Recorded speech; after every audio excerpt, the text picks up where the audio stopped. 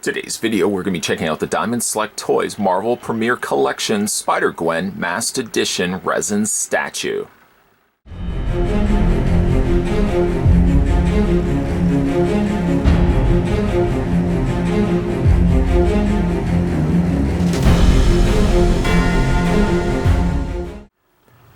Bitten by a radioactive spider and granted incredible spider powers, Gwen Stacy is the Spider-Woman, and she protects the streets of New York while battling lizardmen, lawyers, and the spider-hunting inheritors. Wanted by the NYPD in connection with the death of Peter Parker, but protected by her policeman father, Gwen forgets her spider troubles by playing drums in a rock band called the Mary Janes. The Marvel Premier Collection first began in 2004 and is dedicated to capturing the greatest heroes, heroines, and villains of the Marvel Comics as detailed resin statues. This particular resin statue of Gwen Stacy, or Spider-Gwen, is limited to only 1,000 copies. Specifically, the masked edition is limited to only 1,000 copies and comes packaged with a certificate of authenticity. The statue, by the way, is also sculpted by Claiborne Moore.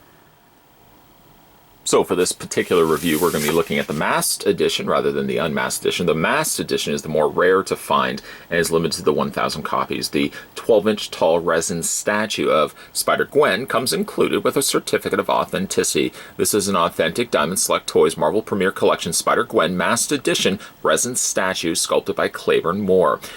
Out of the 1,000 copies, you probably will see that it says AP. That actually means it's an artist proof, so it's actually not part of the 1,000 copy release, but there's only 1,000 copies of Spider-Gwen available. When you get the statue out of packaging, you do have to do a little bit of assembly. Let me wiggle her back off of her base to show you. She comes in two parts. And to be honest, she's very difficult to get into her stand. As quickly as I now say that, I have a tough time getting her back out of her display stand. But you'll probably notice that there is a gap between her foot and the pedestal that the statue's standing atop of. I try as I might, I can't actually get the peg any bit lower than that. And now, surprisingly enough, as I'm trying to get the statue off the base, I find the opposite to be true. The base itself, if we tip it upside down, says manufactured by Diamond Select Toys. Once again, you've got the artist proof of 1,000 copies total available, and you've got 4 felt feet to protect from scratching on surfaces. The base almost mirrors that of Spider-Gwen's webbing in her costume, making up of the pinks and this lighter blue. It has a marble effect done to the top area where she's standing, and of course across the bottom base here. Paint is otherwise pretty clean, although it does have a very old sort of sponging effect that's been done to it. It's okay in some areas, but in other areas it does look like there's other paint that's there. It does seem like it's like the old style of sponge painting. I don't know if I would say that 100%. I enjoy this look, whereas I think if they had just taken the more darker color and just painted it from the top to the bottom consistently with that same paint, I think I would have preferred a little bit more than the sponging effect that we end up having here. To no fault, really, of the colors that they went with. The marbling, as well as the pink and the blue, kind of gives it that sense that it's either like a late 80s or early 90s deco. And that I'm sure by no choice on their end, but that's the coloring and just the way everything kind of comes together, especially with marbling, because you really don't see marbling used much anymore, at least faux marbling. So it does kind of give me a more vintage look when I look at the display stand here. One thing I particularly like about this particular statue is the pose. I really think it's a nice playful way to display Spider-Gwen here. One leg is completely straight, as you can see, attached to the base. One leg is bent at the knee, and then she's got the extended out hands. One looks as if she is going to be shooting the web shooter, while the other hand is just extended out from her back here. Primarily from the waist down, the statue is only a matte black. It's only by the light turquoise color of the blue that breaks it up a little bit on the figure. One thing also too is by looking at the fact that she is wearing flats on one foot, you can see that actually this foot is not so much then the heel, as she's supposed to be slightly arched on her toe.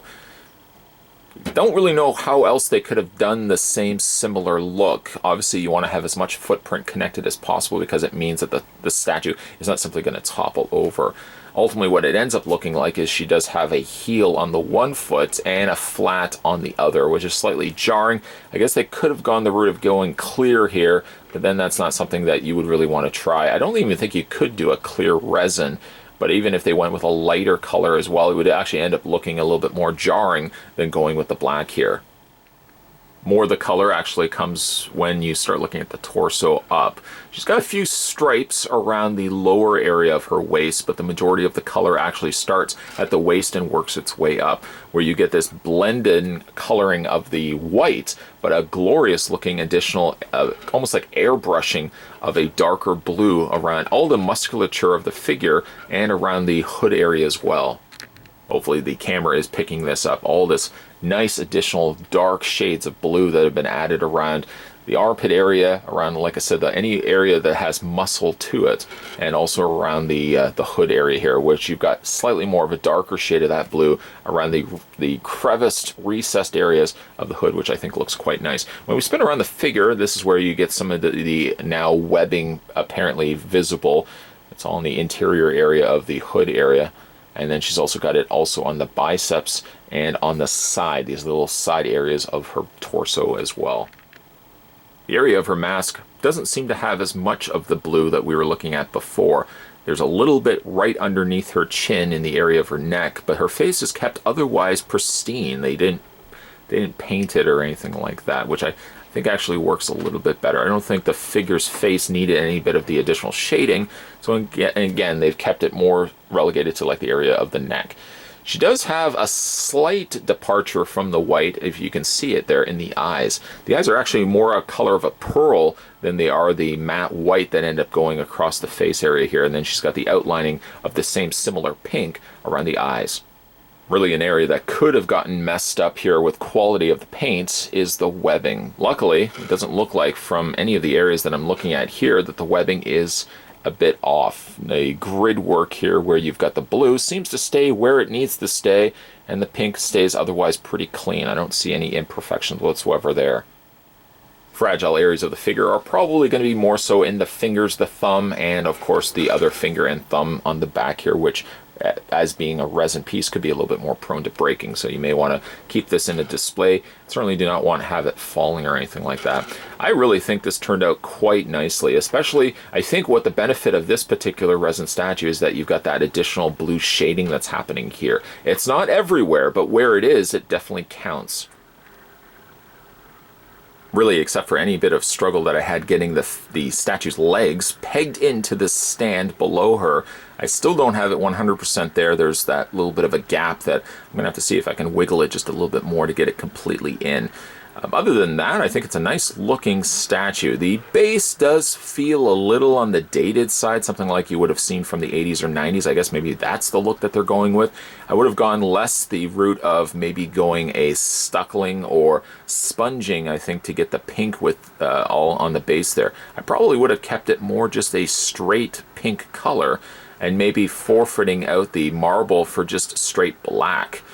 Ultimately, they went with the marble effect, which does work, but it does feel slightly like something I would be seeing from an 80s piece more than anything else. Obviously, that's not the case, because the rest of the statue is glorious.